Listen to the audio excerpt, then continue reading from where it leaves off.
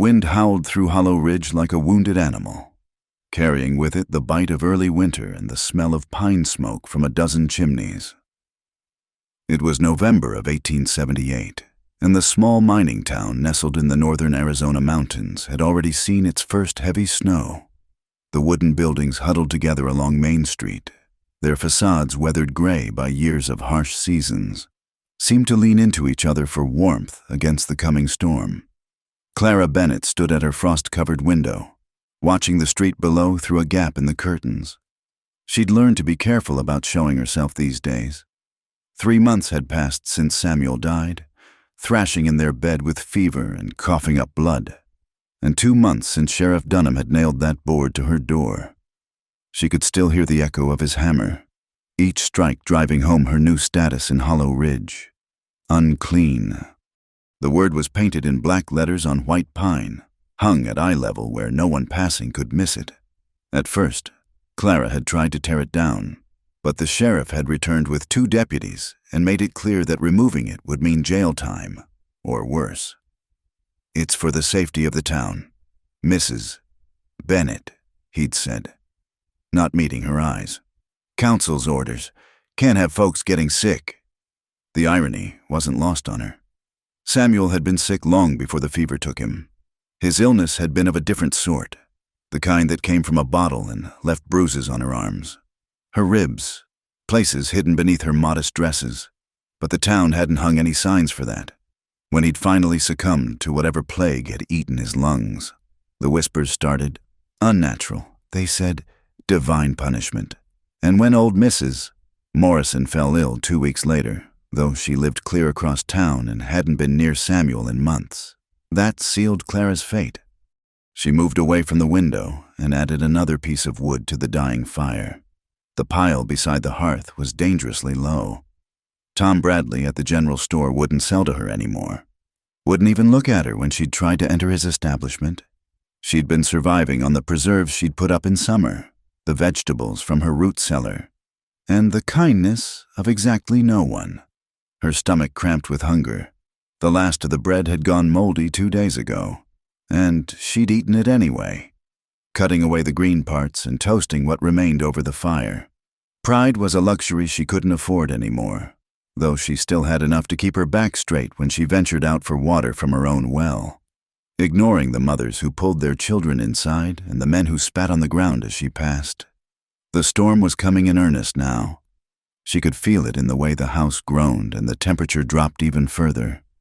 If she didn't find more firewood soon, she might not survive the night. But the wood pile behind the house was buried under 3 feet of snow from the last storm, and she'd grown weak, too weak. Clara wrapped her shawl tighter and opened the back door, gasping as the wind hit her like a physical blow. She stumbled toward where she knew the wood pile should be, her boots crunching through the fresh snow. Her hands, already raw from cold, fumbled with the snow-covered logs. 1, 2, she could barely feel her fingers. "Get inside, woman, for you catch your death." The voice came from over the fence. Garrett Hudson, her nearest neighbor. For a moment, hope flared in her chest. "Mr. Hudson, please, I need—" "Don't you come near my property!" His voice turned sharp with fear. "Bad enough we got to live next to you. Get!" Clara clutched the 2 pieces of wood and stumbled back inside, her eyes burning with unshed tears. She wouldn't cry. She'd cried enough in the first days after the sign went up, when she'd still believed someone would see reason, would remember that she'd been their neighbor for 5 years, had helped birth Mary Fletcher's baby, had brought soup to the Wheelers when they were sick last winter. She fed 1 log to the fire, saving the other for later. The flames sputtered weakly, giving off precious little heat. Clara pulled her only remaining chair close to the hearth and huddled there, trying to ignore the way her body shook, from cold or weakness. She couldn't tell anymore. Outside, the storm grew teeth, miles away, up in the high country where the trees grew thick and the trails were known only to deer and the occasional trapper. Jed Hartwell secured the door of his cabin and checked his supplies one more time. He'd been putting off this trip to town for weeks, but his powder was running low, and he needed salt for preserving meat. Winter was no time to be without essentials. Jed had lived in these mountains for 8 years, ever since the thing with Marcus that he didn't let himself think about anymore. Townfolk called him the Mountain Man when they spoke of him at all, which suited him fine. He came down maybe twice a year, traded pelts for supplies, and disappeared again before anyone could ask questions about his past. He was a big man, made bigger by the bearskin coat he wore and the full beard that had gone silver at the edges, though he wasn't yet 40. His hands were scarred from years of trap lines and skinning knives, his eyes the pale blue of winter sky. He moved through the wilderness like he'd been born to it, though truth was he'd been raised in St. Louis, son of a banker who'd have been horrified to see what his boy had become. The storm would make the journey treacherous, but Jed had weathered worse. He loaded his pack, checked his rifle, and set out into the swirling white. The 20-mile trek to Hollow Ridge would take him the better part of 2 days in this weather, but he knew where to shelter, knew how to read the land even when snow obscured the familiar landmarks. By the time he reached the outskirts of town, the storm had reached its full fury. The buildings were barely visible through the driving snow, and the few people on the streets hurried past with their heads down, not sparing a glance for the wild-looking man who emerged from the forest like something out of a frontier tale. Jed made his way to Bradley's general store, stomping the snow from his boots before entering. The warmth hit him like a wall, and he stood for a moment, letting his body adjust. "Mountain Man," Tom Bradley said by way of greeting, neither friendly nor hostile. "Wondered if you'd make it down before spring. Need powder and shot, salt, coffee if you got it." As Bradley gathered his supplies, Jed listened to the conversations around the pot-bellied stove where several men had gathered to wait out the storm. "Ought to burn the whole place down. Ask me." One was saying, "Ain't Christian, keeping her there like that. Sheriff says we can't force her out legal-like." Another replied, "But maybe this storm will take care of the problem for us. It's been 3 months, Bill. If she were gonna spread whatever killed Sam Bennett, wouldn't we all be dead by now? You questioning the council's decision? Pastor Williams says it's a judgment from the Almighty. You want to go against that?" Jed collected his supplies without comment, though something about the conversation nagged at him. He'd known Sam Bennett by reputation, a mean drunk who'd started more than one fight at the saloon, but he paid for his goods and left without asking questions. Wasn't his business. The storm had worsened, if such a thing were possible. Jed pulled his coat tighter and began making his way back toward the edge of town, planning to shelter in the old mine shaft until morning. But the wind pushed him sideways, and he found himself on an unfamiliar street. The buildings here set further apart, more exposed to the elements. That's when he saw her. She was collapsed on a front porch, half covered in snow, one arm stretched toward the door as if she'd been trying to get inside. Jed's first thought was that she was dead. Nobody could survive long in this cold. But as he climbed the steps, he saw her fingers twitch. He glanced at the door and saw the sign, "Unclean." Understanding dawned, along with a cold anger that had nothing to do with the storm. He'd seen plenty of cruelty in his years, but this was something else. "Goddamn fools," he muttered, dropping his pack and kneeling beside the woman. She was young, maybe 25, with dark hair escaped from its pins and skin gone blue with cold. But she was breathing. He heard shouts from nearby houses. "Hey, get away from there! That's the Bennett woman. Don't touch her!" Jed looked up to see faces in windows. A man stepping onto his porch with a shotgun. He met their eyes, his own gaze hard as flint. Then, deliberately, he gathered Clara Bennett into his arms. She weighed next to nothing. "You can't go in there," someone yelled. "It's forbidden." Jed kicked the door open, stepped over the threshold with his burden, and kicked it shut behind him. Let them come, if they dared. He had work to do. The house was colder than the mine shafts Jed had sheltered in. His breath clouded in the air as he carried the woman to what looked like the main room. A pitiful fire smoldered in the hearth, barely more than embers.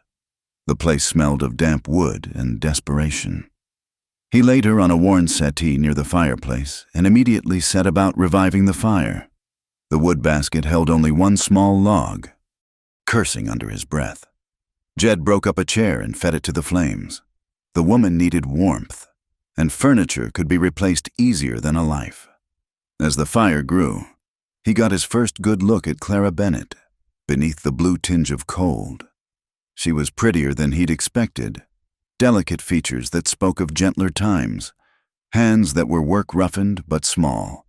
But it was her thinness that struck him most. This wasn't just cold that had felled her. She was starving. Jed found the kitchen and ransacked it. Empty shelves mocked him. A few preserves in the pantry, a tin of crackers gone soft, some withered potatoes in a bin.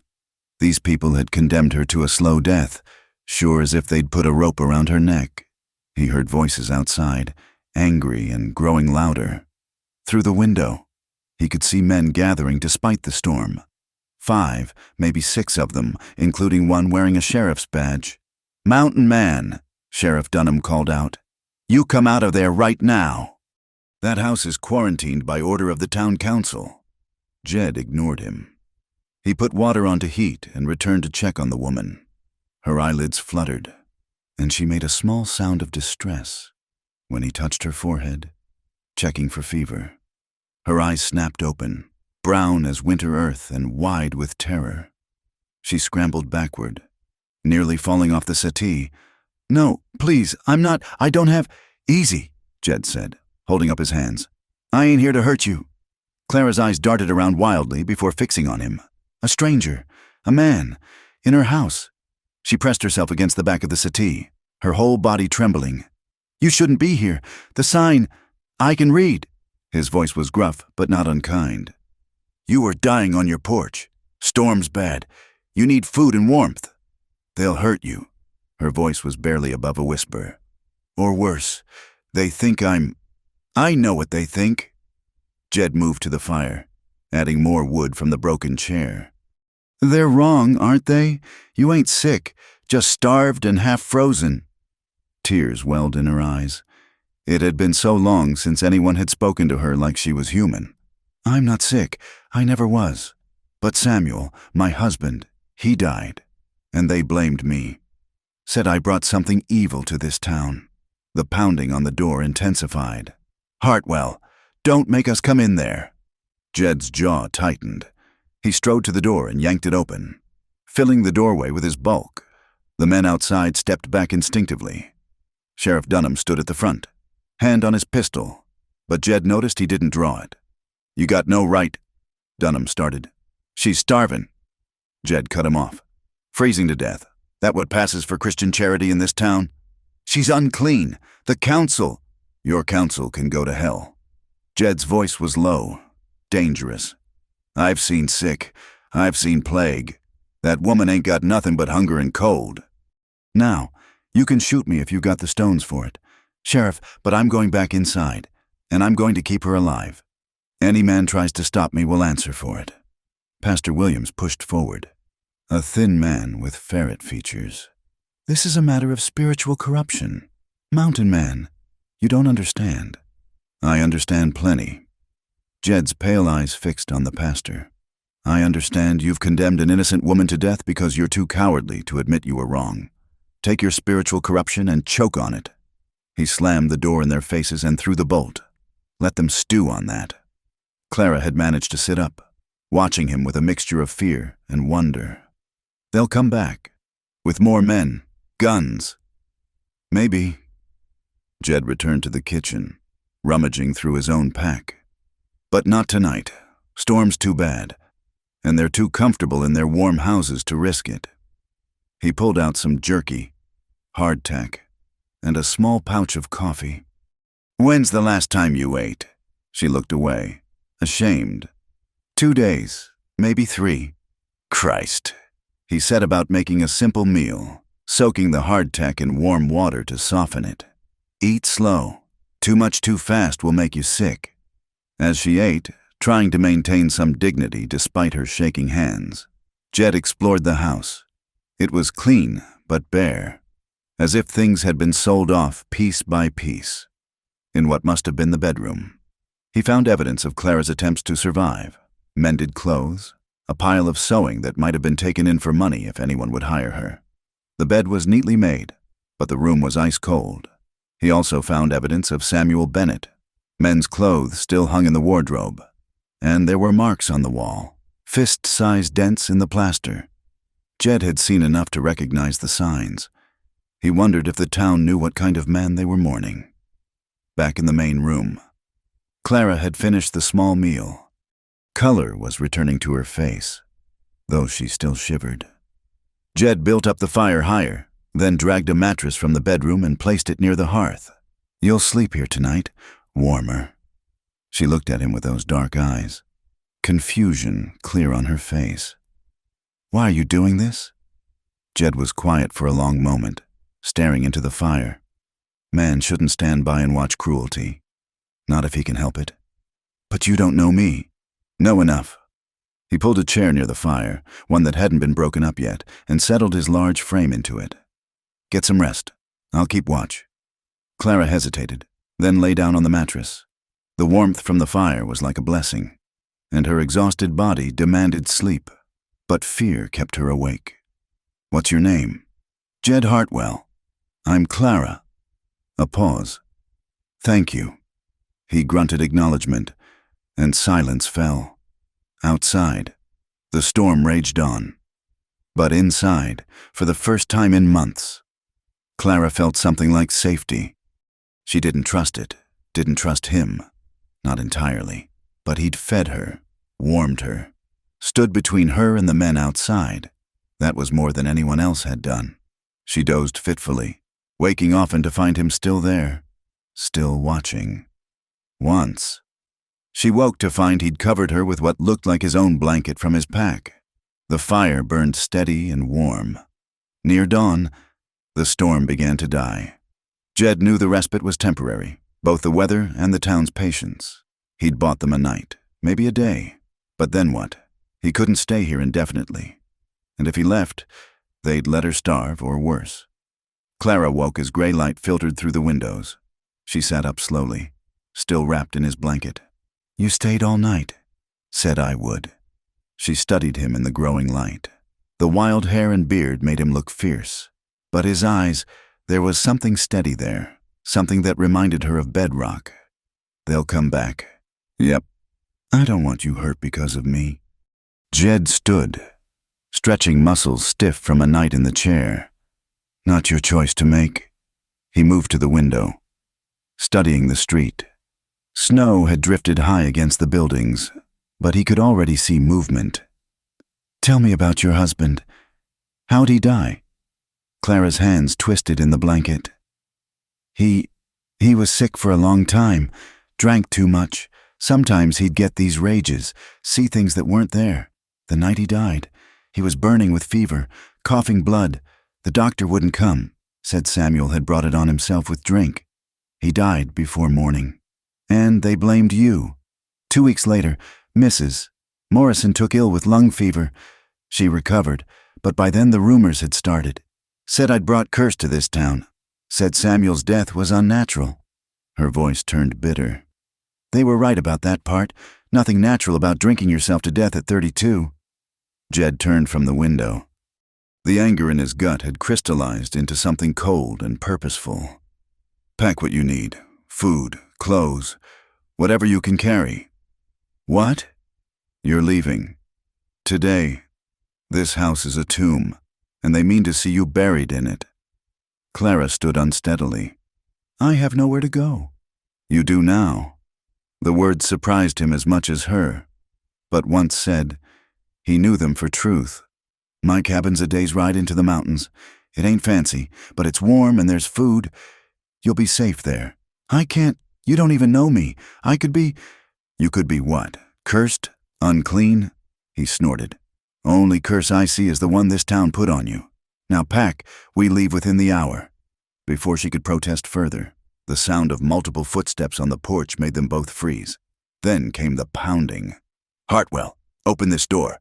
By the authority vested in me as Sheriff of Hollow Ridge, I order you to surrender yourself. Jed checked his rifle, then looked at Clara. Get your things, now. As she hurried to obey, he opened the door again. this time. Dunham had brought 12 men, all armed. The sheriff's face was set in hard lines. "Step aside, mountain man. This ain't your fight. Made it mine when I carried her in here." Jed's rifle rested easy in his hands, not quite pointed at anyone, but ready. "What's your plan? Sheriff? Drag her out? Shoot her? Burn the house with her in it?" Some of the men shifted uncomfortably. In daylight, faced with putting action to their fears, the mob's certainty wavered. "We want her gone," Dunham said finally. "Out of our town. Today. Then we agree on something." Jed's smile was sharp as winter wind. "She'll be gone within the hour. And if any man here tries to stop us, or follows us, or so much as speaks an unkind word as we leave, I'll paint the snow red with him. That clear enough for you?" The sheriff's jaw worked. Behind him, some of the men were already backing away, their taste for confrontation soured by the mountain man's calm promise of violence. "1 hour," Dunham said finally. "Then you're both gone. And don't come back. Wouldn't dream of it." Jed shut the door on them again. Clara stood in the doorway to the bedroom, a small bundle in her arms. "I heard they're letting us go. They're letting themselves off the hook is what they're doing." Jed shouldered his pack. "Come on, before they change their minds." She followed him to the door, then stopped. "Wait," before he could ask. She reached up and pulled down the Unclean sign. For a moment, she stared at it, this piece of wood that had defined her life for 3 months. Then she threw it into the fire. The flames caught it eagerly. "Now I'm ready." They stepped out into the brittle morning light, Jed leading the way through the snow while Clara followed in his footsteps. The men of Hollow Ridge watched from porches and windows, but none challenged them. As they reached the edge of town, Clara turned for one last look at the place that had been her home. Then she turned her back on it forever and followed Jed Hartwell into the wilderness. The journey into the mountains tested every ounce of strength Clara had left. The snow was deep. The path, if it could be called that, steep and treacherous. Within an hour, her boots were soaked through and her legs trembled with each step. But she didn't complain. After months of being trapped in that house, marked as unclean, even this frozen wilderness felt like freedom. Jed moved ahead, breaking trail with the ease of long practice. Every so often, he'd glance back to check on her progress, his pale eyes unreadable. When she stumbled for the 3rd time, he stopped. "We'll rest here." They were in a small grove of pines that offered some shelter from the wind. Clara sank onto a fallen log, trying to hide how badly she was shaking. Jed built a small fire with swift efficiency, then pulled something from his pack, a pair of fur-lined moccasins. "These'll work better than those town boots," he said, setting them beside her. Clara stared at them. "I can't take your shoes." "Got another pair. These are smaller. Traded for them last winter. Never had use for them till now." She wanted to refuse, but her feet were numb with cold. As she changed footwear, Jed busied himself with the fire, giving her privacy. The moccasins were heaven, dry, warm, fitting better than she'd expected. "Thank you," she said quietly. "For everything.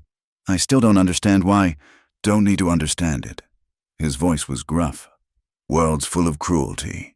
Man does what he can to balance the scales." They continued on, and Clara found the going easier in the moccasins. As they climbed higher, the town disappeared behind them, swallowed by forest and stone. She thought she should feel sadness or loss, but all she felt was relief. That life was over. Whatever came next couldn't be worse. By late afternoon, they reached Jed's cabin. It sat in a small clearing, built of logs and stone, with a steep roof to shed snow and real glass windows, a luxury in these parts. Smoke already rose from the chimney. "You left a fire burning?" "Banking coals. Never know when you might need to come home quick." He pushed open the heavy door. "It ain't much, but it's warm and dry." Clara stepped inside and stopped, surprised. She'd expected a rough trapper's shack, but this was a proper home. The main room held a stone fireplace large enough to cook in. A table and chairs he'd clearly made himself. Shelves lined with books, and supplies. Everything was clean, orderly, speaking of a man who took pride in his space. "It's wonderful," she said, meaning it. Jed grunted, embarrassed by the praise. "Bedroom's through there. You'll take it." "I'll bunk out here. I couldn't—" "Not asking." He moved to the fireplace, stirring the coals to life. "You need proper rest and privacy. Been without both too long?" Clara wanted to argue, but recognized the futility. This man, this stranger who'd saved her life, had his own way of doing things. She'd learned to navigate that. That first night, she lay in a real bed with clean sheets and thick blankets, listening to the unfamiliar sounds of the cabin settling. Jed moved quietly in the main room, and she found the presence comforting rather than threatening. For the first time in months, she slept without nightmares. Days passed in careful routine. Jed hunted and trapped, often gone from dawn to dusk. Clara took over the domestic chores, cooking, cleaning, mending, grateful to have purpose again. They ate meals together, speaking little at first, each taking the other's measure. "You can read," Clara observed one evening, finding him with a book by the fire. "My mother insisted on it, said a man without letters was only half civilized." A shadow crossed his face. "Been a long time since anyone called me civilized." "How long have you lived here alone?" 8 years, give or take. That's a long time to be without people. Jed closed the book carefully. People ain't always what they're cracked up to be. Clara understood that. She'd learned it the hard way.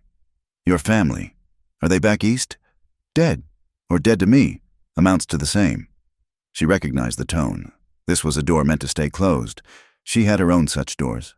They sat in companionable silence, the fire crackling between them. One night, a week into her stay, Clara woke to the sound of her own screaming.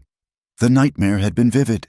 Samuel's face, twisted with drink and rage, his hands reaching for her throat. She sat up gasping, disoriented in the darkness. The door opened and Jed filled the frame, rifle in hand. "What is it? What's wrong?" "I'm sorry," she managed between gulps of air. "Just a dream. I'm sorry I woke you." He lowered the rifle, studying her in the dim light from the main room. "Samuel?" She nodded, wrapping her arms around herself. "Sometimes I dream he's not dead, that he's coming for me."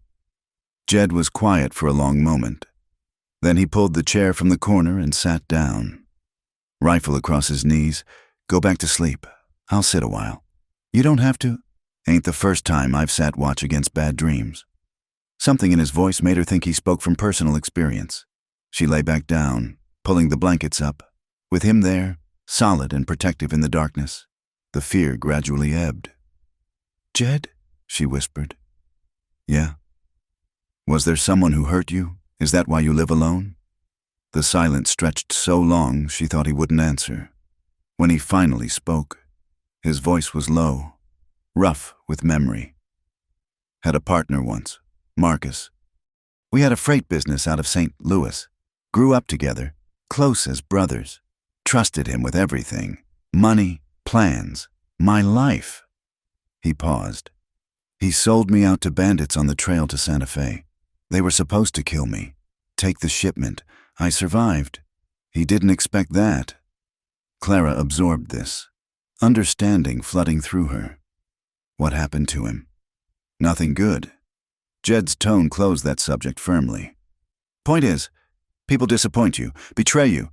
Easier to rely on yourself. Then why help me?" She could see his profile in the darkness, carved like stone. "Maybe I'm tired of easy."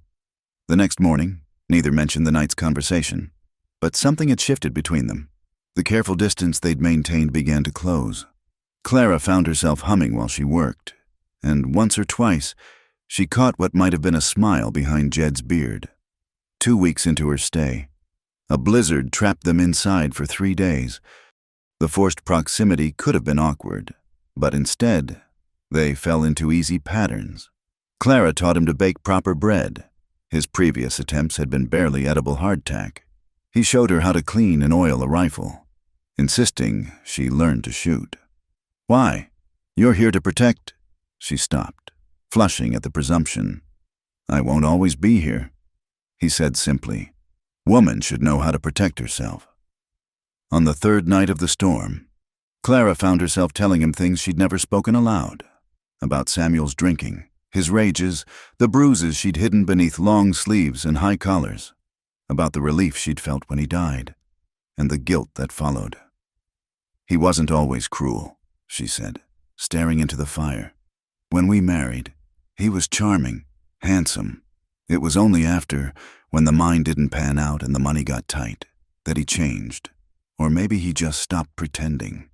Men like that are weak." Jed said, "Take their failures out on those who can't fight back. Nothing you did made him what he was.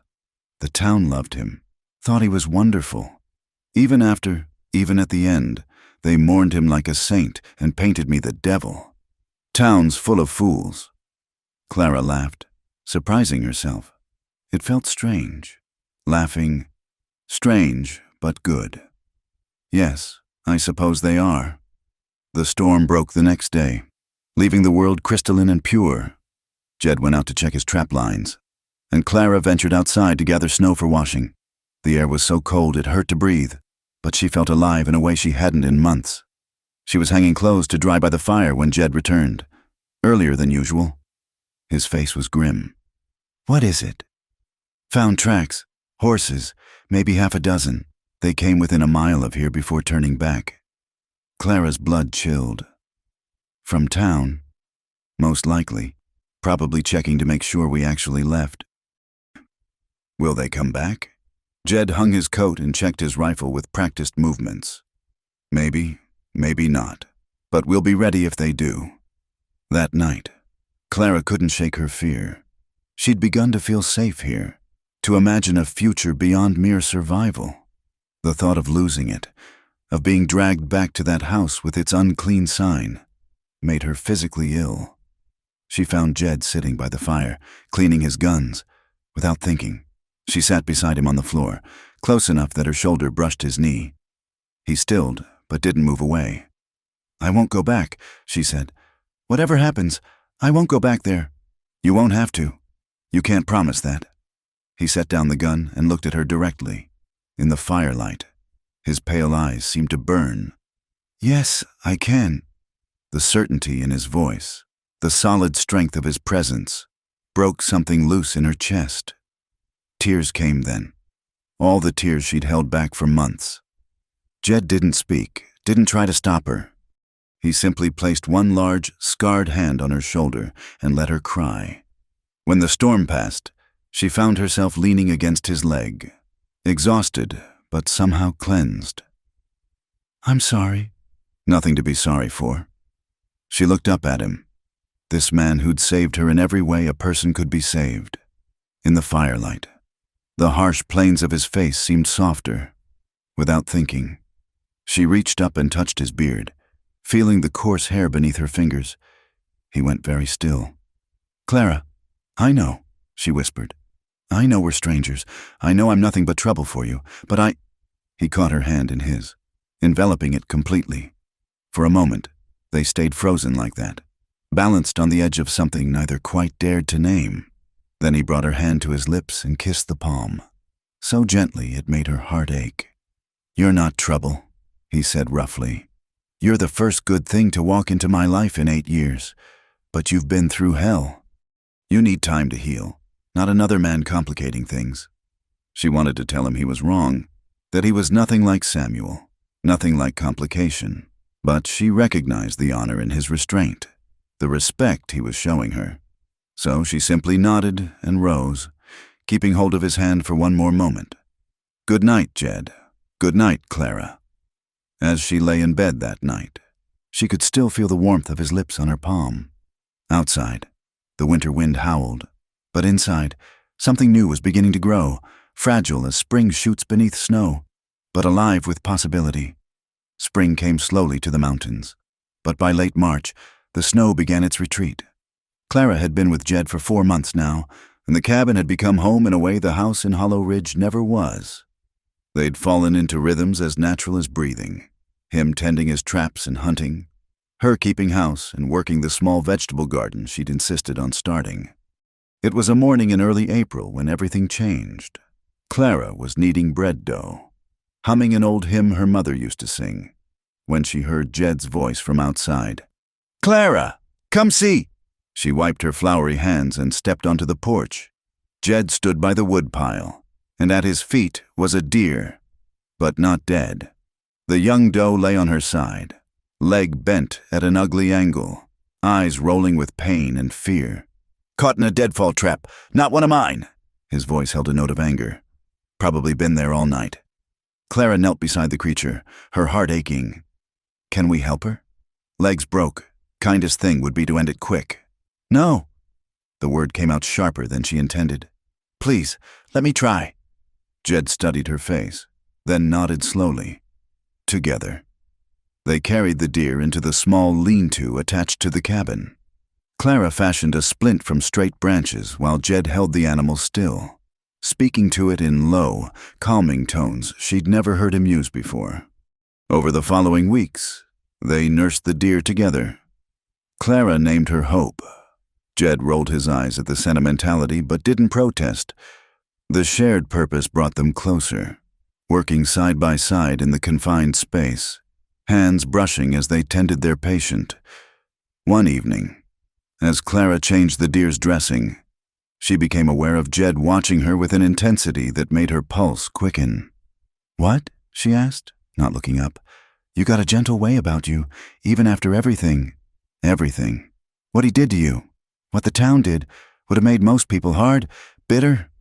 Clara's hands stilled. "I was bitter. For a long time.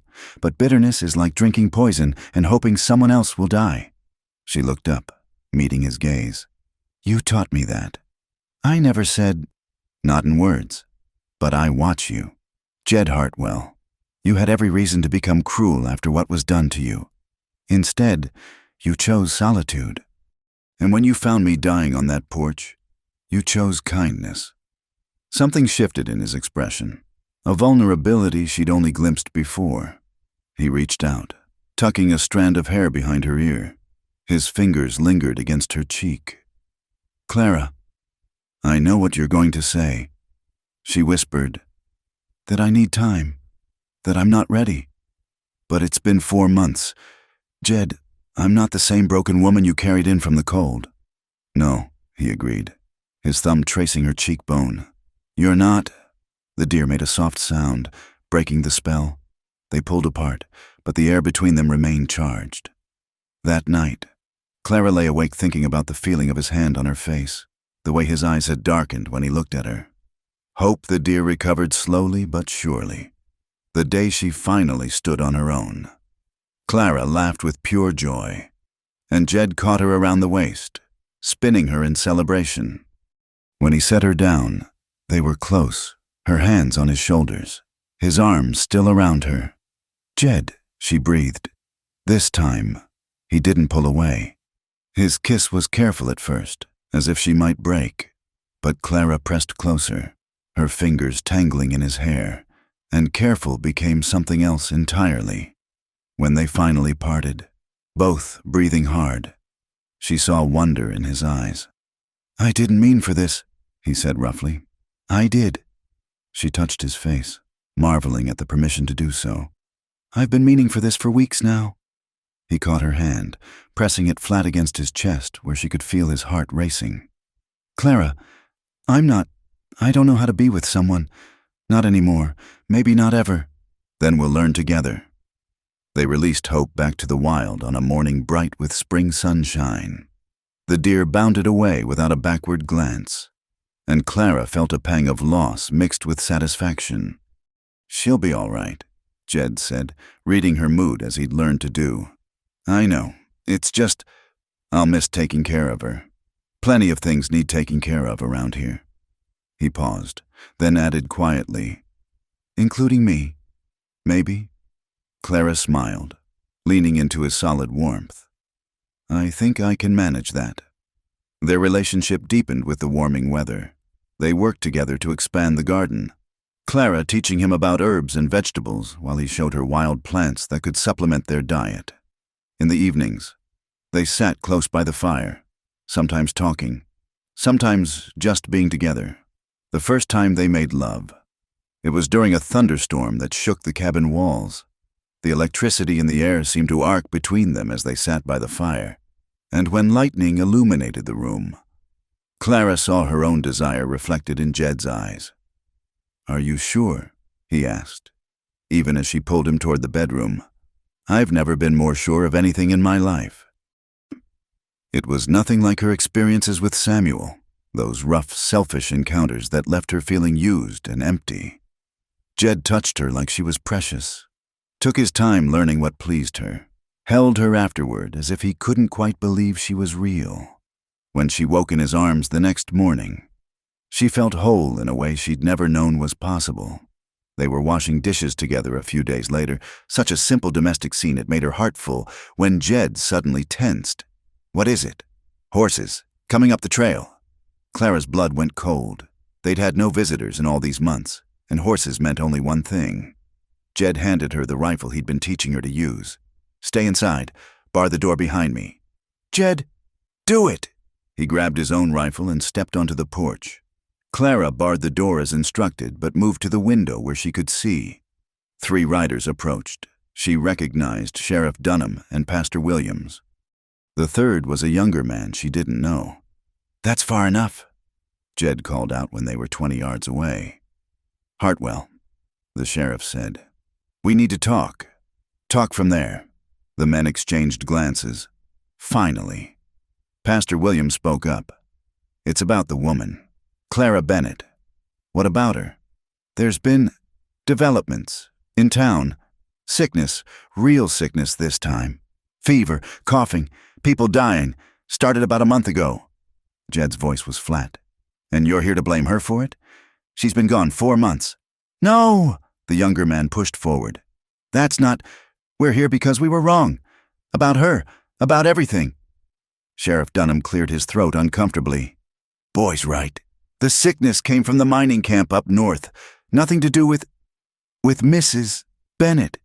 We've come to apologize, to ask her to come back." Clara pressed her hand to her mouth, a wild laugh threatening to escape. Now they wanted her back? After everything? Jed's response was cold as winter wind. "She's not here. Don't lie to us. Hartwell. Her smoke's been seen. Woman living here ain't Clara Bennett. Clara Bennett died in Hollow Ridge. Starved and froze while good Christians hung signs on her door. Woman here is my wife, Clara Hartwell, and she's got no interest in your apologies or your town." Clara's heart stopped. "Wife? Now get off my land," Jed continued. "And if you come back, I'll shoot first and ask questions later.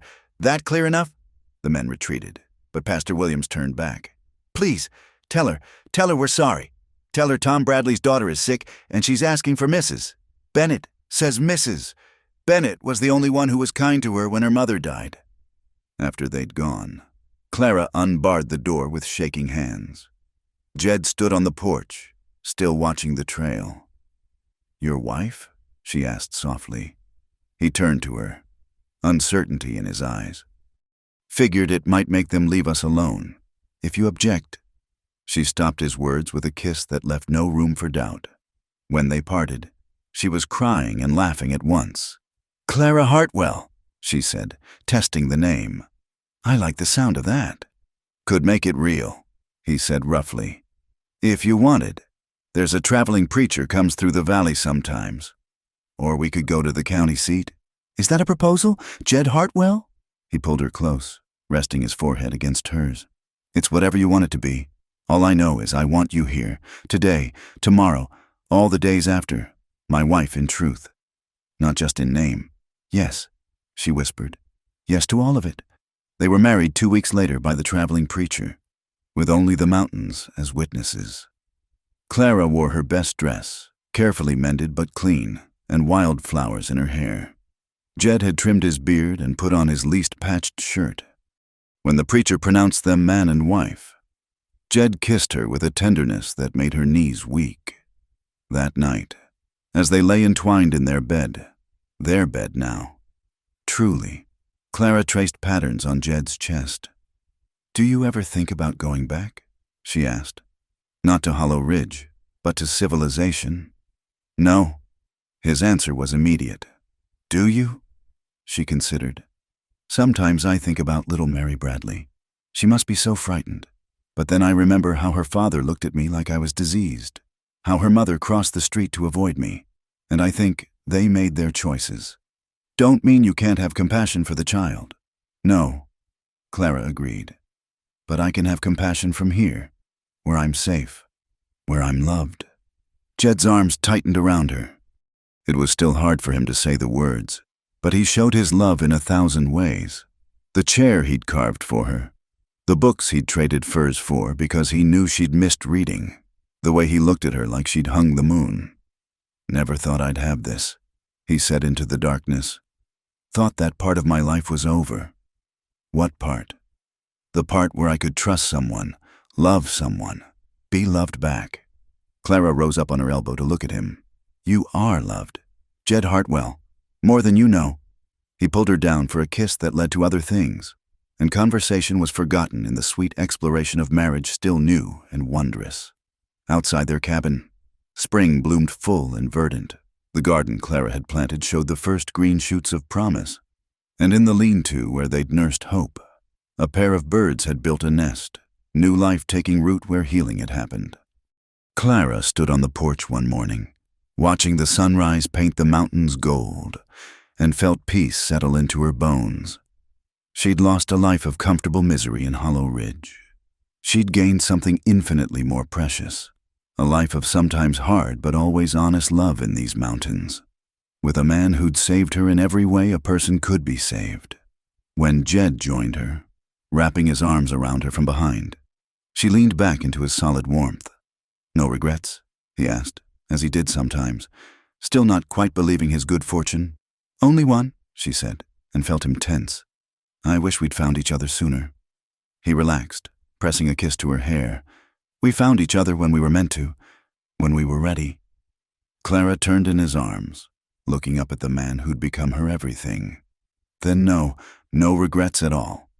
The sun climbed higher, blessing their small corner of the world with light and warmth. And Clara Hartwell, who had once been marked unclean and cast out, stood in her husband's embrace and knew herself to be the richest woman alive. Summer arrived in the mountains with a glory of wildflowers and warm breezes. Clara's garden flourished, and she took deep satisfaction in the rows of vegetables that would see them through the next winter. She'd learned to preserve meat the way Jed did, to identify edible plants in the forest, to read the weather and the movement of clouds. The delicate town woman who'd nearly died on her porch had transformed into someone stronger, more capable than she'd ever imagined possible. It was on a particularly fine morning in July that Clara woke feeling queasy. She attributed it to the venison they'd had the night before. Perhaps it had been too rich. But when the nausea returned the next morning, and the next, a different possibility began to dawn. She said nothing to Jed at first, wanting to be certain. He was preparing for a trip to the valley to trade furs, a journey that would take him away for 3 days. Part of her wanted to tell him before he left, but a larger part feared his reaction. They'd never discussed children. The subject seemed too fraught, too dangerous to their hard-won happiness. "You'll be all right alone?" Jed asked as he loaded his pack horse. It was the first time he'd left her for more than a day since their marriage. "I'll be fine," Clara assured him, though her stomach churned with more than morning sickness. "I have the rifle, plenty of food, and the weather's good." He studied her face with that intense gaze that always made her feel seen down to her soul. "Something's troubling you." "Just worried about you traveling alone. The trails can be dangerous." "Been traveling these trails for 8 years." He pulled her close, one hand tangling in her hair. "But I like that you worry." After he left, Clara spent the day in restless activity. She weeded the garden, mended clothes that didn't need mending, scrubbed the already clean floor. By evening, exhaustion forced her to rest. She sat by the fire with her hand on her still flat belly, wondering at the life that might be growing there. The second night, alone, She woke to the sound of horses approaching. Her heart leaped. Jed, returning early? But then she heard voices, multiple and unfamiliar. Fear crashed through her. She grabbed the rifle and moved to the window. 4 men were dismounting in the yard. Even in the moonlight, she could see they weren't from Hollow Ridge. These were rougher sorts, the kind that drifted through the territories causing trouble. "No, someone's in there," one called out. "Saw your smoke earlier. We just want some food and maybe to rest a spell." Clara knew better than to believe that. She'd heard stories of what men like these did to isolated homesteads, especially when they found women alone.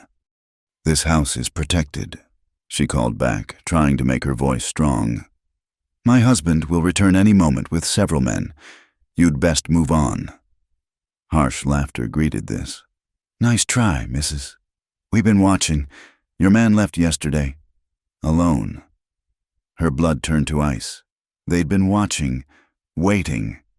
"I'm armed," she warned, showing the rifle barrel through the window slot Jed had cut for such purposes. "And I know how to use this." "Now, that's not very hospitable," another man said. She heard movement around the side of the cabin. They were surrounding her. Clara's mind raced. She couldn't defend all sides at once, but Jed had prepared for this possibility, had drilled her on what to do. She barred the door, then dragged the heavy table against it. The windows were too small for a man to fit through easily, but she shuttered them anyway. "Burn her out," she heard one suggest, and terror nearly paralyzed her. But then another voice, apparently the leader, said, "No fires. Smoke might bring others. We go in hard and fast." The assault on the door began. Clara took position where Jed had taught her, rifle steady despite her shaking hands. When the door began to splinter, she fired through it. A scream told her she'd hit someone, but the attack didn't stop. Time became a blur of noise and fear. She reloaded with fumbling fingers, fired again. The door was failing. Soon they'd be inside, and then a new sound cut through the chaos. Rifle fire, but not from her weapon. Shouts of alarm from outside, the thunder of horses. Then Jed's voice, roaring her name. "Clara! Clara! Are you all right? Jed!" She scrambled to pull the table away from what remained of the door. "I'm here! I'm safe!" When the ruined door finally opened, Jed filled the frame, wild-eyed and splattered with blood that wasn't his. Behind him, she glimpsed forms on the ground, horses milling about. "Are they dead or running?" He caught her as her knees buckled, holding her tight against him. "God, Clara, when I saw them here, thought I was too late." "How did you know?" "Felt wrong leaving you. Turned back at Miller's Creek." His hands roamed over her, checking for injuries. "You shot true. That was good. That was real good." The aftermath was grim business. 2 men dead. 2 fled into the night. Jed dealt with the bodies while Clara sat wrapped in a blanket, shaking not from cold but from delayed reaction. When he finally came back inside, she flew into his arms. "I was so frightened. You did everything right. Held them off. Gave me time to get here." He pressed his face into her hair. "Proud of you. So damn proud." They spent the rest of the night awake, unable to find peace in sleep. As dawn broke, Jed began repairs on the door, while Clara made coffee with hands that had finally stopped trembling. "This changes things," Jed said quietly. "Thought we were far enough out to be safe, but if men like that are roaming..." "We're not leaving." Clara's voice was firm. "This is our home." "Clara." "No." She moved to stand before him. "Every place has dangers. In town, it was small-minded people and their cruelty. Here, it's the occasional outlaw. I'll take my chances with the outlaws." He cupped her face in his hands. "I can't lose you. You won't." She took a deep breath. "Now or never." "But Jed, there's something. I'm going to have a baby." The words hung between them like a physical presence. Jed's hands fell away, his face going blank with shock. "A baby," he repeated. "Yes." When he didn't respond, fear crept in. "I know we never talked about children. If you don't want..." He silenced her with a kiss so fierce it took her breath. When he pulled back, his eyes were bright with unshed tears. "A baby," he said again, wonder in his voice now. Our baby. You're happy? Happy? He laughed, the sound rusty but genuine. Clara, God, I don't have words. When? Winter. I think January, maybe February. He placed a reverent hand on her belly. That's why you've been sick in the mornings. You noticed? I notice everything about you. His expression grew serious. This changes things even more. We'll need supplies, preparations. Maybe we should move closer to town for the birth. No. Clara covered his hand with hers. I want our child born here, in our home. Women have been having babies in these mountains for generations.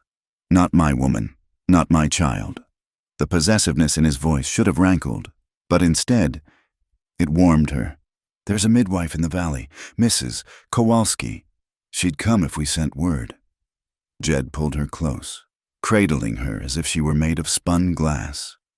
All right, but we do this safe. Any sign of trouble, any complications, and we get you help. Promise me. I promise. The summer took on a different quality after that. Jed became almost comically protective, trying to stop her from lifting anything heavier than a coffee pot. Clara laughed at his efforts, but secretly treasured the care behind them. He traded extra furs for fabric and baby supplies, built a beautiful cradle from pine and carved it with delicate flowers. As autumn arrived and Clara's condition became obvious, she felt more beautiful than she ever had. The life growing inside her was proof of the love she and Jed had built from the ashes of their separate tragedies. When the baby moved for the first time, a flutter like butterfly wings, she grabbed Jed's hand and pressed it to her belly. There, she whispered. Did you feel it? His expression of wonder was worth more than all the gold in the mountains. They made preparations as winter approached. Extra firewood, more preserved food than usual, clean linens and supplies for the birth. Jed sent word to Mrs. Kowalski, who promised to come when needed. He also reinforced the cabin's defenses, mindful of the attack in summer. One evening in early December, as snow began to fall outside, Clara sat knitting tiny clothes while Jed read aloud from one of his books. The domestic scene was so perfect, so far removed from the lonely desperation of the previous winter, that tears slipped down her cheeks. What's wrong? Jed was beside her instantly. Nothing's wrong. Everything's right. She laughed through her tears. I'm just so happy I can hardly bear it. He knelt beside her chair, taking her hands in his. You saved me, you know. I was just existing before, not living. You brought me back to life. We saved each other. Clara corrected. That's what love does. The baby kicked, strong and insistent, and they both laughed. Outside, the snow continued to fall, blanketing their small corner of the world in pristine white. But inside, warmed by the fire and their love, life grew and flourished, defying winter's claim. I want to call him James, if it's a boy. Clara said, After your father. Jed's throat worked. His father had been a good man. He'd told her, disappointed by his son's choices, but loving to the end. And if it's a girl? Hope, Clara said without hesitation. Like our dear, because this child is our hope for the future. Hope Hartwell. Jed tested the name. I like it. They sat together as the night deepened, hands intertwined over Clara's belly, their child safe between them. Tomorrow would bring its own challenges. It always did. But tonight, they were complete. A family, already in all the ways that mattered. When Clara finally dozed off, Jed carried her to bed, marveling at how his life had transformed. A year ago, he'd been alone, convinced he'd remain so until death. Now he had a wife he adored and a child on the way. The miracle of it still took his breath away. As he settled beside Clara, she stirred and reached for him even in sleep. He gathered her close, one hand protective over where their child grew, and sent up a prayer of gratitude to whatever force had brought them together. In the morning, there would be chores to do, preparations to continue, life to be lived.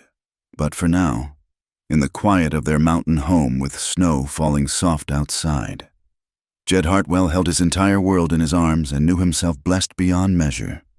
The blizzard struck in late January. 3 days before Clara's labor began, Jed had planned to fetch Mrs. Kowalski the moment Clara showed signs, but the storm made travel impossible. Snow fell so thick they couldn't see past the porch, and the wind howled like a living thing bent on tearing their cabin apart. "It's not time yet," Clara said, trying to reassure him as he paced before the fire. "First babies take their time." "The storm will pass before—" she gasped, hand flying to her belly as the first real contraction hit. Jed was beside her instantly. "That wasn't like the others," she managed, breathing through the pain. His face went pale beneath his beard. "The baby's coming. The storm. To hell with the storm. I'll get through somehow." "No!" Clara gripped his hand with surprising strength. "You'll die out there. And then where will we be? Women have been doing this since time began. We'll manage." But as the hours passed and the contractions grew stronger, Jed's confidence wavered. He'd delivered calves and foals, even helped a trapper's wife once years ago. But this was Clara. This was their child. The weight of responsibility crushed him. Clara, despite her pain, remained calmer. She directed him to prepare clean linens, boil water, gather the supplies they'd laid by. Between contractions, she even smiled at his fumbling attempts to follow her instructions. "You've faced down bears and outlaws," she teased weakly. "Surely one small baby doesn't frighten you." "Bears and outlaws I can shoot," he muttered, which made her laugh until another contraction stole her breath.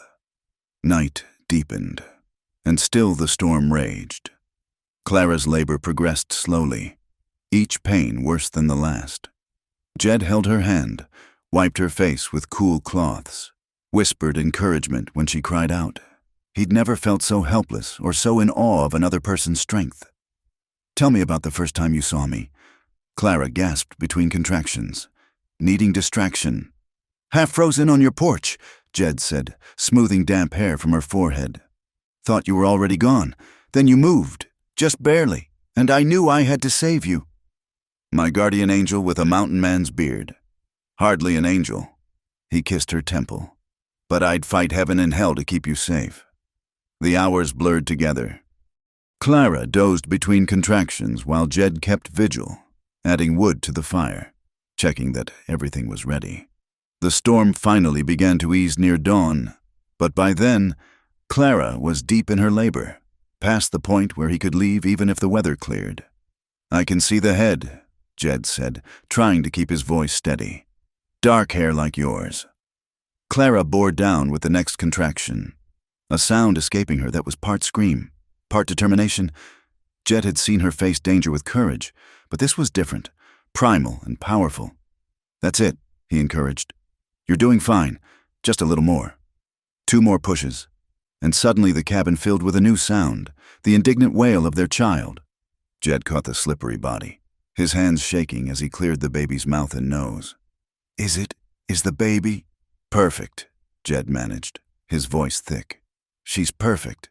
We have a daughter, Clara." He placed the baby on Clara's chest, and she gathered her close with trembling arms.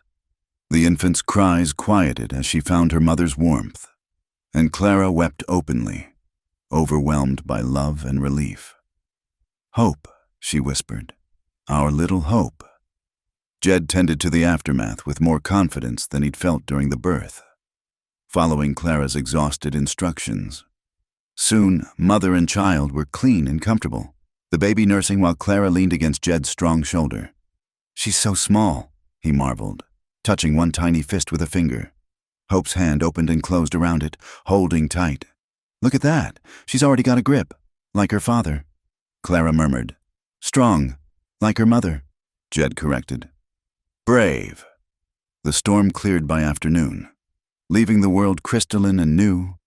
Jed finally ventured out to tend the animals and gather more firewood, but he couldn't stay away long. He found himself drawn back to the bedroom where Clara dozed with Hope in the cradle beside her. Mrs. Kowalski arrived 2 days later, having heard the storm had lifted. She found mother and child thriving, and proclaimed Jed had done as well as any midwife could have.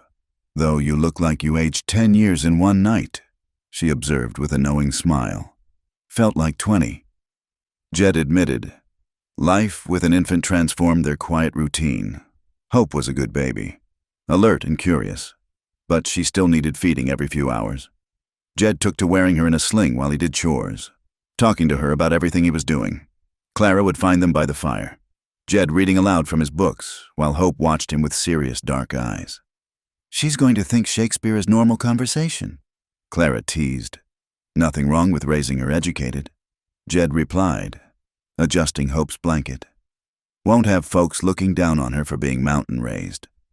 Spring came early that year, and with it, unexpected visitors. Clara was nursing Hope on the porch, enjoying the warm sunshine, when she saw riders approaching. Her blood chilled until she recognized one of them, Dr. Garrett from Hollow Ridge, the physician who'd refused to treat Samuel. Jed emerged from the cabin, rifle in hand but not raised. "Doctor, surprised to see you this far from town." "Doctor," Garrett dismounted, removing his hat. He was older than Clara remembered, grayer. "Mr. Hartwell, Mrs. Hartwell." His eyes lingered on the baby. "I've come to, that is, I owe you an apology, ma'am." Clara said nothing, waiting. "I should have come when your husband was dying. Should have treated him regardless of his condition or ability to pay. I failed in my oath as a physician." He cleared his throat. "And I stood by when the town turned against you. My cowardice haunts me." "Why now?" Clara asked quietly. "Why come all this way after so much time?" "My daughter died in the outbreak last year, the one they tried to blame on you." His voice broke. "She was 12, as she lay dying. She asked why God would punish her. What had she done wrong? And I realized. We'd taught her that illness was punishment, that suffering meant sin. We'd taught her the very cruelty we showed you." Hope fussed, and Clara shifted her to the other breast, using the moment to compose herself. "I'm sorry for your loss. Doctor, no parent should lose a child. Your compassion shames me further." He reached into his saddlebag. "I've brought medical supplies, medicines, instruments, books on childbirth and infant care. It's not enough, can never be enough. But perhaps it's a start." Jed stepped forward. "We appreciate the gesture, Doc, but please." The older man's dignity cracked entirely. "Let me do this one thing. Let me try to make some small amends." Clara looked at Jed. Some silent communication passing between them. Finally, she nodded. "Thank you, Doctor. The supplies will be helpful." "Doctor." Garrett unloaded the saddlebags, then paused before mounting again. "The town's changed since you left. The sickness, the losses, it opened some eyes, made people think about what really matters. Not our concern anymore," Jed said firmly. "No, I suppose not." The doctor looked around their homestead, the tidy garden, the solid cabin, the obvious care in every detail. "You've built something good here, something clean and honest. I wish, well, good day to you both." After they'd gone, Clara sat quiet for a long moment. "Do you think he meant it? About the town changing? Maybe. Tragedy has a way of teaching lessons prosperity won't. I don't forgive them." Clara said suddenly, "Does that make me terrible?" Jed sat beside her, his arm coming around her shoulders. "Makes you human. Forgiveness ain't owed to anyone. It's a gift, and you give it when you're ready, if you're ever ready." Hope had fallen asleep, milk drunk and content. Clara studied her daughter's peaceful face. "I want her to know where she came from. Both parts, the cruelty that drove us here and the love that kept us. But I never want her to feel the shame they tried to put on me." "She won't," Jed said firmly. "We'll raise her to know her own worth, to judge people by their actions, not their circumstances, to be strong enough to stand alone, but wise enough to accept help when it's offered. Like her father, like both of us. We're neither of us the same as we were.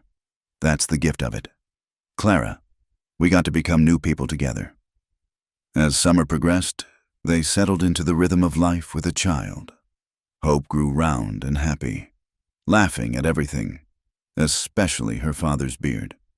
She took her first steps clinging to Jed's fingers and said her first word, "Papa," which reduced the tough mountain man to tears. One evening in late summer, as they sat watching fireflies dance in the meadow, Clara felt an overwhelming sense of completion. The woman who'd huddled by a dying fire, marked as unclean and left to die, seemed like someone from another life. That woman had been necessary. Her suffering had led her here, but she was not who Clara was anymore. "What are you thinking?" Jed asked, bouncing Hope on his knee.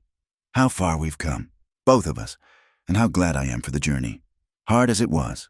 Even the dark parts," Clara considered. "Even those, they taught us to value the light." Hope reached for the fireflies, babbling excitedly. Her parents laughed, and the sound echoed across their small valley, the sound of a family whole and happy, of love that had grown from the rockiest ground into something beautiful and strong. As night fell, they went inside together, Jed banking the fire while Clara settled Hope in her cradle. These simple domestic rituals had become sacred to them, each one a small victory over the forces that had tried to break them. In their bed, Jed pulled Clara close. No regrets. It had become their ritual, this question and answer. "None," Clara said, as she always did. Then, because tonight felt different somehow, she added, "I would live it all again, every moment of pain and sorrow, to be here with you and Hope." "Don't say that," Jed murmured against her hair. "You suffered enough for one lifetime, but look what grew from it." She turned in his arms to face him. "A love most people never find, a child born from joy instead of duty, a life that's truly ours. The price was high, but the reward is everything." Jed finished. They held each other as the night deepened, their child safe in her cradle, their home secure against whatever storms might come. And Clara thought, not for the first time, that sometimes the greatest blessings came disguised as the greatest trials. In the morning, there would be work to do, a child to tend, a life to live.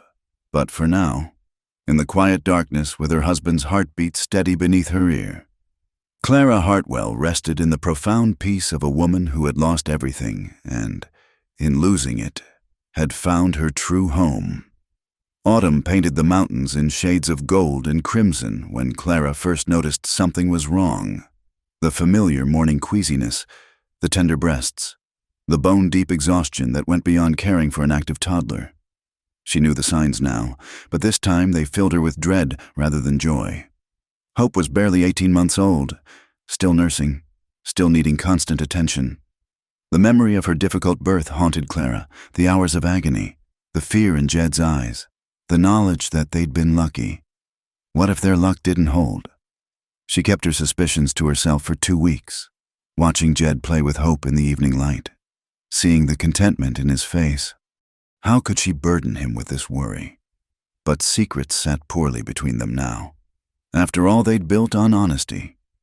One night, as Hope slept and they sat by the fire, Clara gathered her courage.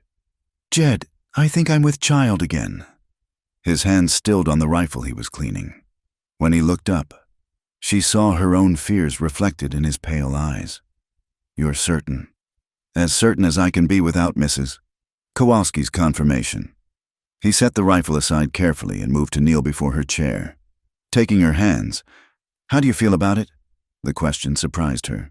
Most men would assume joy, would start planning for another child without asking. But Jed had never been most men. "Frightened," she admitted. "Last time nearly killed me, and you had to deliver Hope alone. What if—" "Don't." He squeezed her hands gently. "We'll face whatever comes together, like we always do." But she saw the worry he tried to hide, noticed how he watched her more carefully in the following days. When she struggled to carry both Hope and the water bucket, he was there instantly. When morning sickness left her weak, he took over her chores without complaint. 3 days later, Jed announced he was riding to the valley. "Need supplies for winter," he said, but Clara knew better. He returned with Mrs. Kowalski. The midwife's examination was thorough and gentle. 3 months along, I'd say. Everything seems normal. She studied Clara with knowing eyes.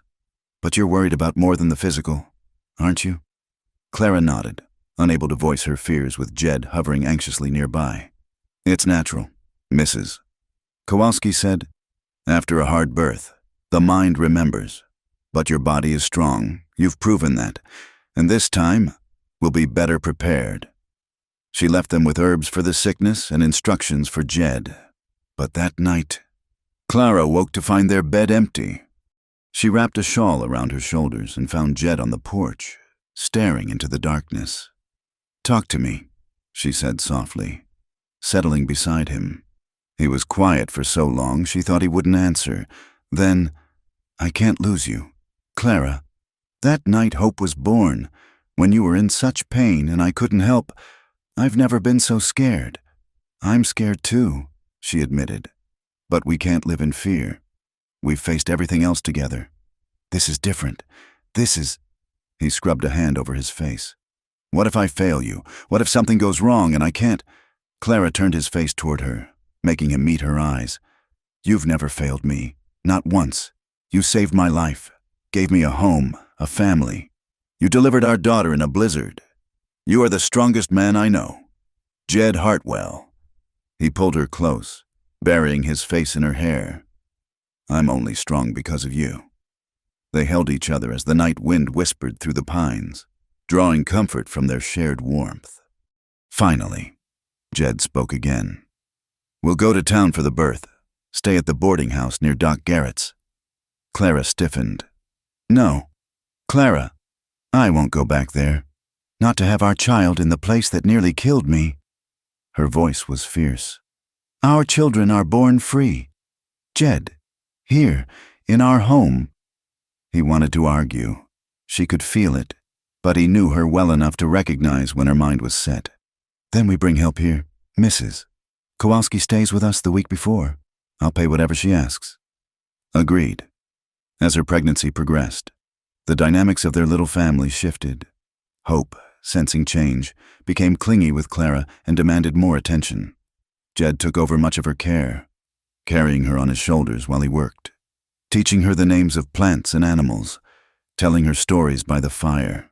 One snowy December evening, Clara watched them together, Jed's large hands gently braiding Hope's dark hair while she chattered about the rabbits she'd seen.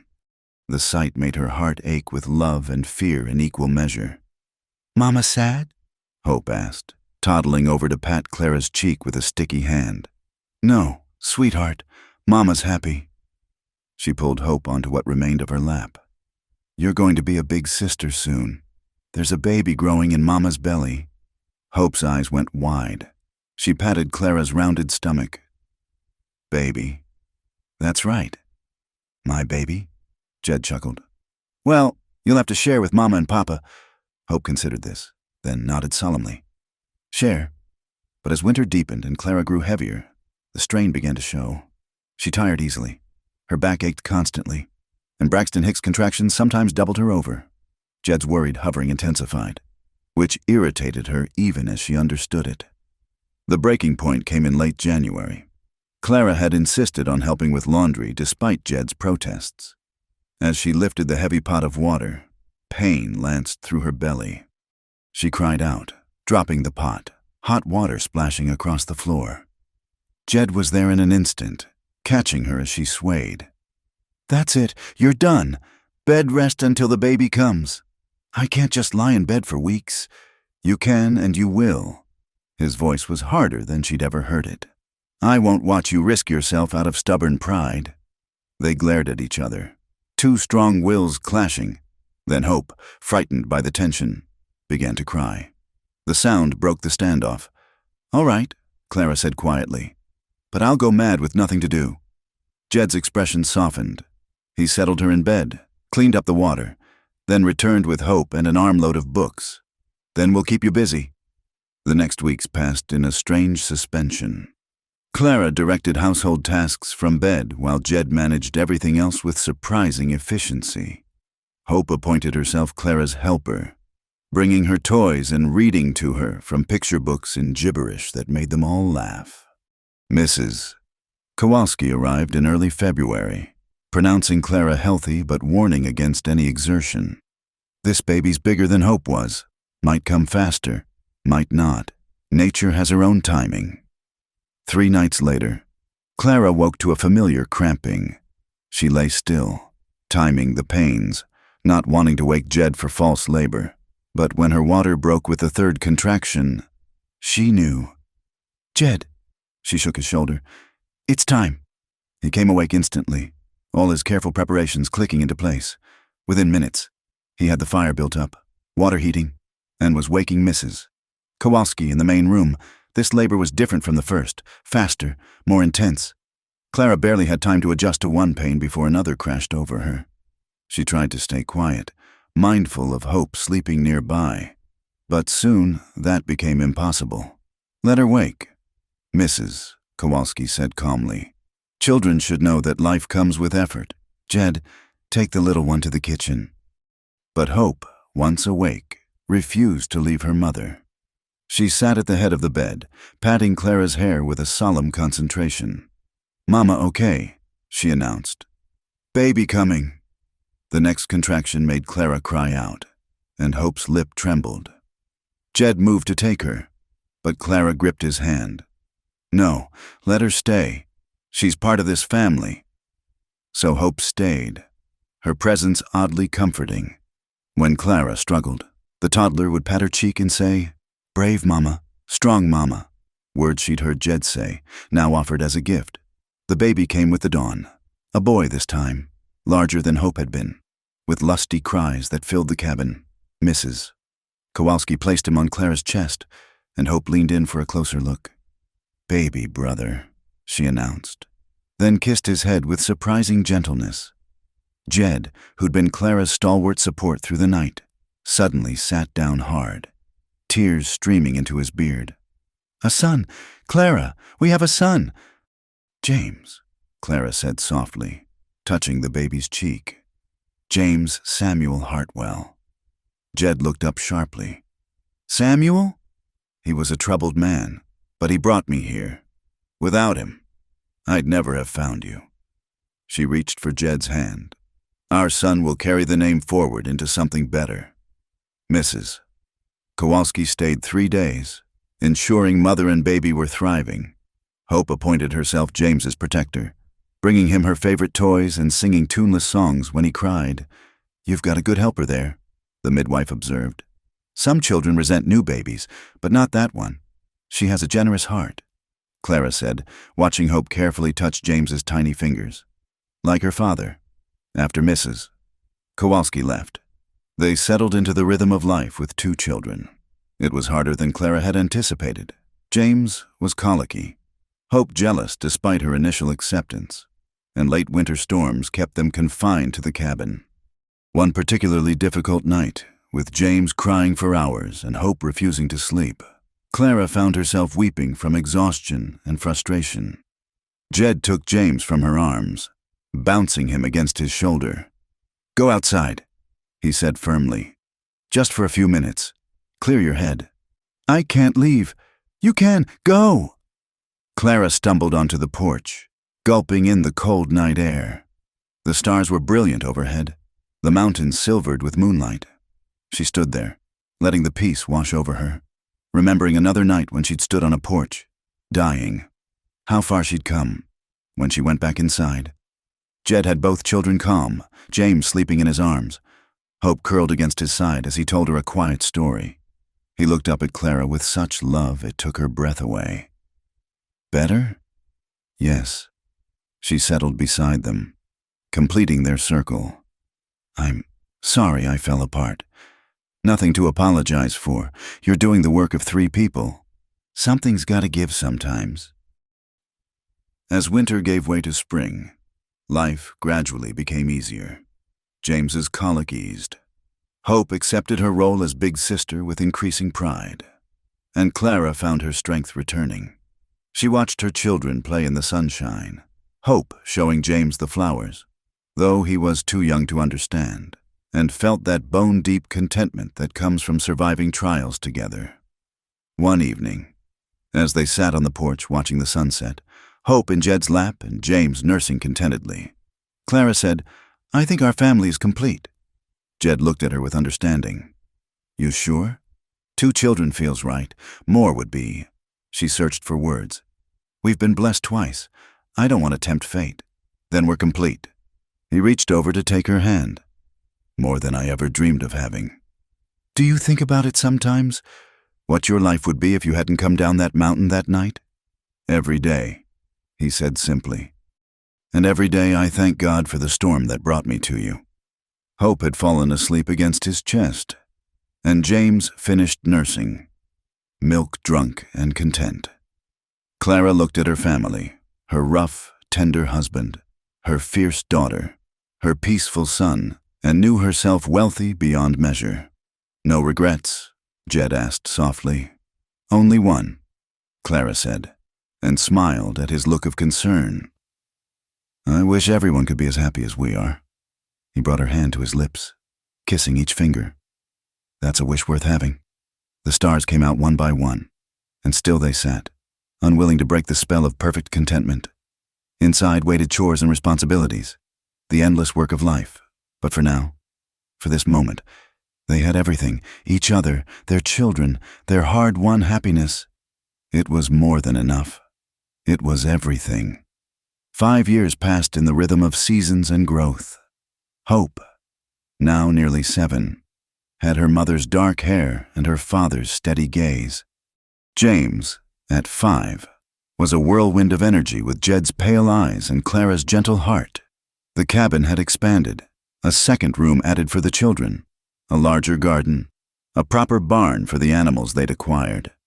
It was a crisp October morning when everything changed again. Jed had taken Hope hunting. She was old enough now to learn tracking, leaving Clara home with James. They were digging potatoes when they heard the horses, not 1 or 2, but many, and moving fast. Clara's blood chilled. She grabbed James and the rifle, moving quickly inside. Through the window, she saw them, a group of riders, but not outlaws. These were townsfolk, and at their center, a small figure on a pony. As they drew closer, Clara recognized Sheriff Dunham, though his badge was gone and his hair had gone completely gray. Beside him rode a woman she didn't know, and between them, a girl of perhaps 8 years, her face flushed with fever.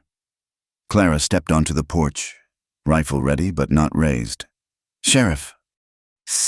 Mrs. Hartwell. He removed his hat, and she saw desperation in his eyes. I know we have no right to come here, no right to ask anything of you, but please, the child. The woman spoke up, her voice breaking. Please, she's my daughter, my only child. The fever's taken 6 already, and the doctor says, he says there's nothing more he can do. But we remembered how you helped during the outbreak years back, before everything went wrong. Clara looked at the sick child, seeing past the fever to the fear in young eyes. Bring her inside. Clara. Jed's voice came from behind the cabin. He and Hope emerged from the trees, and Clara saw his hand move to his rifle when he spotted the crowd. It's all right, she called. They have a sick child. His expression hardened, but he didn't protest as the group dismounted. Hope pressed close to his side, wary of strangers. They carried the girl, Mary, her mother said, Mary Fletcher, into the cabin and laid her on Clara's own bed. Clara examined her with the knowledge hard-won from years of tending her own children through illness. It's lung fever, she said finally. Bad, but not hopeless. I need willow bark, elderberry, wild ginger root. She looked at Jed. You know where they grow. He nodded slowly. Hope, you'll come with me. James, you stay with your mama. As they prepared to leave, the girl's mother caught Clara's hand. Why? After what we did to you? Clara looked at the woman, really looked at her, saw the exhaustion, the terror, the love for her child that transcended everything else. Because I'm a mother too, and because choosing cruelty makes us no better than those who were cruel to us. For the next 3 days, Clara fought for Mary Fletcher's life. She brewed teas and tinctures, kept the fever down with cool cloths, sat up through the nights when the child's breathing grew labored. The townspeople camped outside, afraid to impose further but unable to leave. On the second night, as Clara dozed in the chair beside Mary's bed. She woke to find Sheriff Dunham standing in the doorway. "I need to say something," he said quietly. "That night I hung that sign on your door. I knew it was wrong. Knew you weren't sick. Knew what we were doing. But I was a coward. Too afraid of losing my position. Too weak to stand up to the mob." His voice broke. "I've lived with that shame every day since. Shame doesn't change the past." Clara said wearily, "No, but maybe it can change the future." He pulled something from his pocket, a folded paper. "The town council voted, unanimous, a formal apology and restoration of your good name. It's 5 years too late, but keep it." Clara turned back to Mary. "I don't need their paper. I have my life." On the third morning, Mary's fever broke. She opened clear eyes and asked for water in a whisper. Her mother wept with relief, and even hardened men wiped their eyes. As they prepared to leave, Mrs. Fletcher pressed a purse into Clara's hands. "Please, it's not payment. I know we could never pay what we owe. But please." Clara wanted to refuse, but Jed touched her shoulder. They had children to think of, winters to prepare for. Pride was a luxury, as she'd learned long ago. "Thank you." After the townspeople left, the family sat together in unusual quiet. Hope finally spoke. "Why did you help them, Mama? They were mean to you." Clara pulled her daughter close. "Because being mean back doesn't make the world better. It just makes more meanness. But what if they're mean again? Then we'll still choose to be kind, not for them, but for us, so we can look in the mirror and like who we see." James, young as he was, seemed to understand something important had happened. "Mama's brave," he announced, which made Jed smile. "Yes," he agreed. "The bravest person I know." That night, as they lay in their bed, Jed was unusually quiet. "Finally," Clara asked, "do you think I was wrong? To help them?" "No." His arm tightened around her. "I think you did what I couldn't have. You showed them grace. That takes a different kind of strength than what I have. We each have our strengths." Clara said, "That's why we work." The incident with Mary Fletcher marked a shift. Word spread that Clara Hartwell had saved the child when the doctor had given up hope. People began making the journey to their mountain home, not many, and always respectful of the distance Clara maintained, seeking help with ailments the town doctor couldn't cure. Clara never turned away a child, though she made adults wait outside. She never went to town, never forgot what they'd done. But she helped when she could, building a reputation as a healer that spread through the valleys.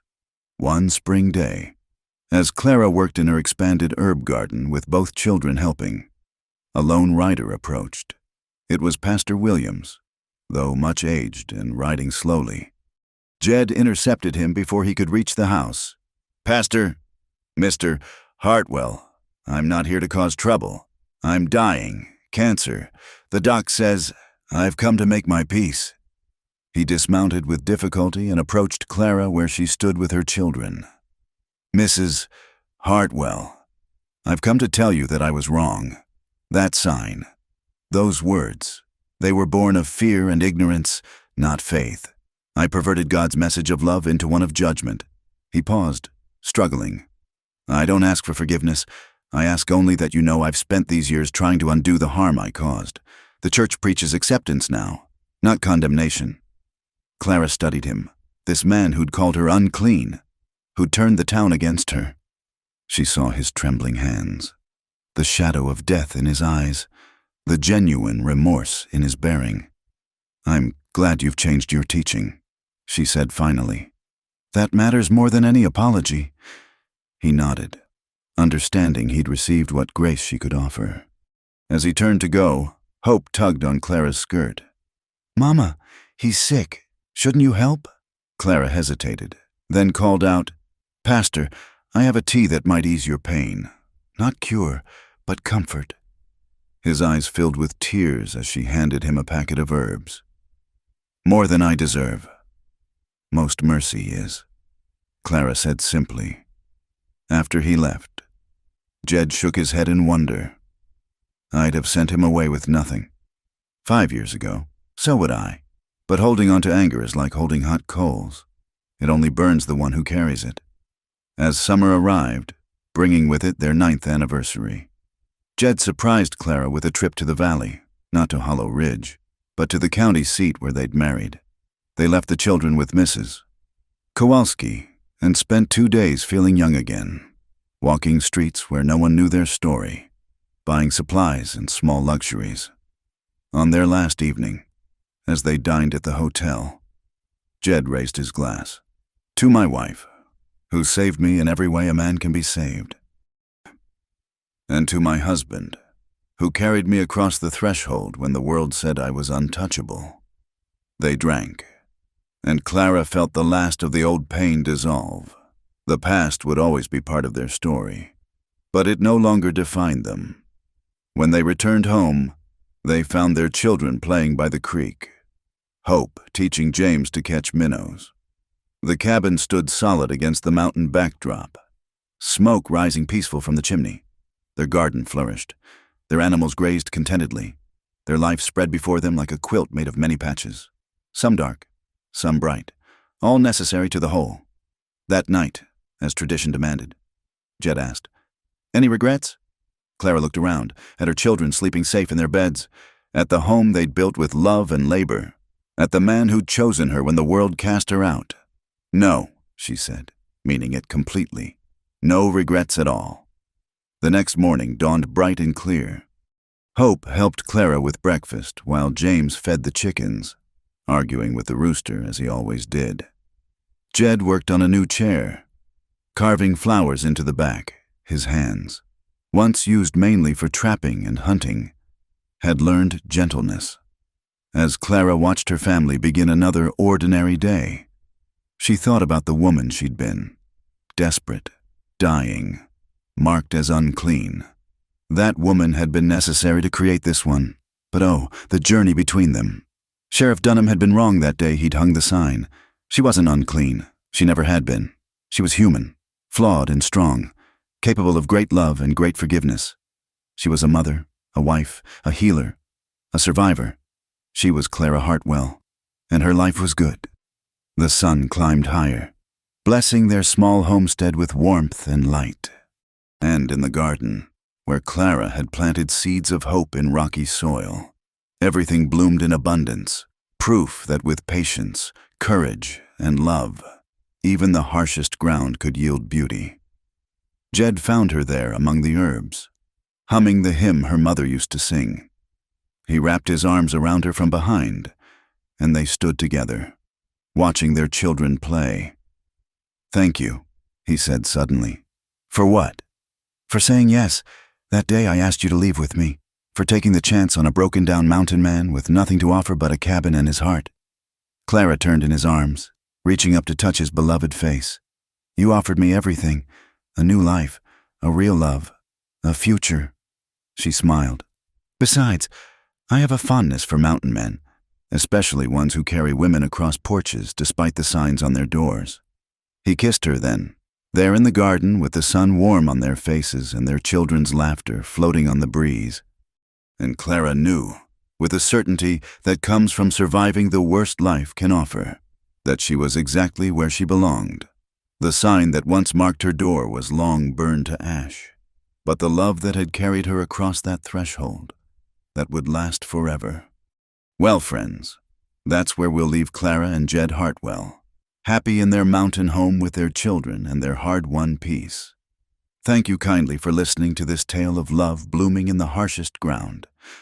I'm curious, where are you folks listening from? Drop a comment below and let me know if you're hearing this story by a campfire, on a long drive, or maybe curled up at home. I love knowing where these tales travel. If you enjoyed Clara and Jed's story, consider subscribing to Wild West Campfire for more tales of frontier love, courage, and redemption. And please, share your thoughts below. What part of their journey touched your heart? Until next time, this is Wild West Campfire, keeping the old stories alive. Happy trails, partners.